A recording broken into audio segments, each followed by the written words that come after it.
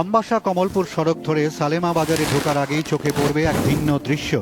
রাস্তার দুপাশ জুড়ে সারি সারি তরমুজ, পথ চলতি মানুষ গাড়ি থামিয়ে কিনে নিচ্ছেন টাটকা তরমুজ।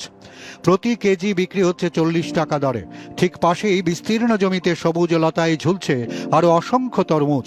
কৃষকদের বক্তব্য, আশ্বিন মাস পর্যন্ত এই তরমুজ বাজারে পাওয়া যাবে, ফলে বর্ষাকালেও বাজারে অব্যাহত থাকবে তরমুজের যোগান।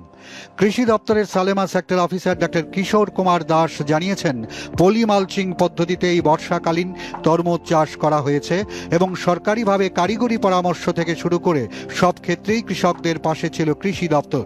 বর্ষাকালীন তরমুজের যে মূল মন্ত্র সেটা হচ্ছে মালচিং পদ্ধতিতে, এবং মালচিং তা ওনারা যে পলি মালচিং পদ্ধতিতে আপনি দেখতে পারবেন যে তারা যে পলি মালচিং পদ্ধতিতে করেছেন, এই মালচিংটা 25 mm যে পলি মালচিং, এই মালচিং পদ্ধতিতে তারা চাষ করেছেন। এবং প্রথম যে জমি প্রিপারেশন, জমি তৈরির সময় সব ধরনের যে সার তারা মাটিতে প্রয়োগ করেছেন এবং করার পর দিকে মাটি তুলে তারপর পলি মালচিং দিয়ে ওখানে চাষ করেছেন।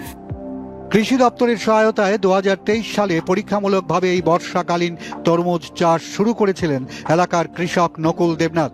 তাকে অনুসরণ করে এলাকার আরও বহু কৃষক গত 2 বছর ধরে বর্ষাকালীন তরমুজ চাষ করে আসছেন। এবছর ফলনও ভালো হয়েছে এবং বাজারেও ব্যাপক চাহিদা রয়েছে বলে জানান তারা। শুধু স্থানীয় ক্রেতাই নয়, রাজ্যের বিভিন্ন প্রান্তের ব্যবসায়ীরাও পাইকারি দরে এখান থেকে তরমুজ কিনে নিয়ে যাচ্ছেন।